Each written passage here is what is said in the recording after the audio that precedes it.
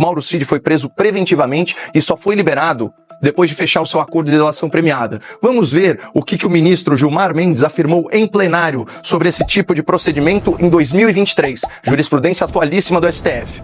As pessoas só eram soltas, liberadas, depois de confessarem e fazerem acordo. Isso é uma vergonha, coisa de pervertidos. Claramente se tratava de prática de tortura. Fecha aspas. E aí, eu fico imaginando se o Gilmar Mendes se referiria ao ministro Alexandre de Moraes como um pervertido ou um torturador, fecha aspas. Especialmente considerando o terceiro e último fato, Basília. O Mauro Cid, como também apontou o Dr. Zé Eduardo, mudou a sua versão dos fatos em múltiplas ocasiões e confidenciou a pessoas próximas que era ameaçado e constrangido para moldar o seu depoimento às narrativas das autoridades investigadoras. Isso veio a público em áudios vazados pela revista Veja. Eu vou ler um trecho de um só aqui. Eles queriam que eu falasse coisa que eu não sei, coisa que não aconteceu. Você pode falar o que quiser, eles não aceitavam, eles discutiam, e discutiam que a minha versão não era a verdadeira, que não podia ter sido assim, que eu estava mentindo. E aí, só para fechar, depois do vazamento desses áudios, o Moraes determinou mais uma vez, sem a devida justificativa, a prisão preventiva de Mauro Cid e o constrangeu a modificar seu depoimento. Tem um registro oficial disso, eu posso ler mais à frente no debate. Então, só para responder a pergunta, se é que já não está claro, essa delação só tem a força que os teóricos do golpe estão dispostos a dar para ela. Sozinha, para o direito, Basília, ela não para de pé. A delação de Mauro Cid é considerada juridicamente nula, uma vez que carece de evidências que a sustentem. O autor argumenta que a denúncia da Procuradoria-Geral da República, PGE, contra Bolsonaro e outros investigados é frágil e não condiz com a transição pacífica de poder que ocorreu no Brasil.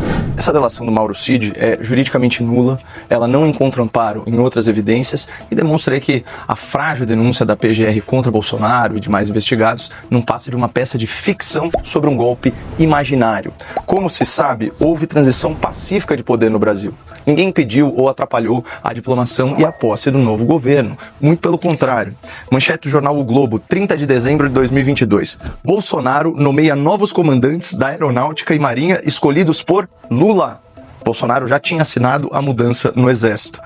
Pessoal, que golpe é esse, no qual o suposto golpista facilita a transição para o novo governo? Não foram encontradas provas que vinculem Bolsonaro a ordens criminosas, e as acusações da PGR são vistas como especulações infundadas, sustentadas apenas por uma delação premiada que não se sustenta sem corroborante. Destaca-se a falta de evidências substanciais e a mudança frequente na versão de Mauro Cid, além de indicações de coação para alterar seu depoimento. O texto enfatiza que a aplicação do direito penal requer provas concretas, tornando a delação ineficaz por si só. Mas enfim, vamos voltar aqui para a denúncia. É importante pontuar que, depois de anos de investigação, não foi encontrada nenhuma mensagem, nenhuma gravação, nenhum documento que vincule Bolsonaro pessoalmente a qualquer ordem criminosa. O que tem, e sobra isso, são mensagens sobre o Bolsonaro, demonstrando inclusive que o ex-presidente foi muito pressionado a agir de forma mais drástica e que ele resistiu a essa pressão. Eu trago para vocês uma manchete de hoje da Folha de São Paulo.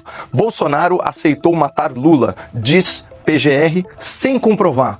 Vou repetir isso aqui. Bolsonaro aceitou matar Lula, diz Procuradoria-Geral da República, sem comprovar, sem apresentar provas. Gonê, o nome do procurador, escreveu que ex-presidente recebeu e deu aval ao documento que fala nos assassinatos de petista, do Lula, do Moraes e do Alckmin. Bom, enfim, os indícios apresentados pelo procurador para sustentar essa absurda acusação são o local de impressão do documento e uma mensagem de WhatsApp entre terceiros. Gente, isso não é suficiente em lugar nenhum para denunciar ninguém, especialmente considerando que nenhum depoimento, nem mesmo o inquérito da Polícia Federal corrobora essa tese de que o Bolsonaro autorizou o assassinato de autoridades. Desculpa, eu rio, mas é porque não tem jeito. Aliás, o jornalista Cláudio Humberto, na sua coluna, fez um diagnóstico muito preciso das investigações que levaram a essa denúncia. Abro aspas aqui. O uso impressionante de expressões condicionantes revela uma certa insegurança sobre a narrativa oficial. Então, conforme a apuração dele, os termos hipótese ou hipotético aparecem 25 vezes. Possível e possibilidade aparecem quase 50 vezes. E o futuro do pretérito, pessoal, aparece mais de 100 vezes. É aquele famoso Bolsonaro teria, faria. Então, via de regra, o direito penal não pune esse tempo verbal.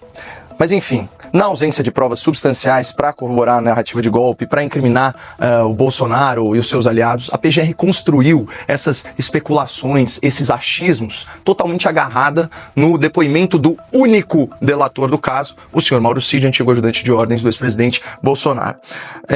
Então, vamos aos fatos sobre a principal prova que a Polícia Federal, o ministro Alexandre de Moraes e a PGR conseguiram produzir ao longo de anos de investigação abusiva. Primeiro fato, como bem disse o Zé, por lei, a delação premiada por si só não é suficiente para que o tribunal não é nem sentencie, para que ele receba a denúncia. Muito menos para ele fundamentar a sua decisão. Tudo o que o Mauro Cid disse precisa ser corroborado por outros meios de prova. E ao contrário do que o jornalismo preguiçoso, o jornalismo militante faz parecer, as conclusões da polícia, as conclusões da procuradoria não constituem prova. Elas refletem apenas uma interpretação dos fatos. Nesse caso, uma interpretação impossível dos fatos, como disse a Folha de São Paulo ao demonstrar que Bolsonaro foi acusado, sem provas, de apoiar assassinatos.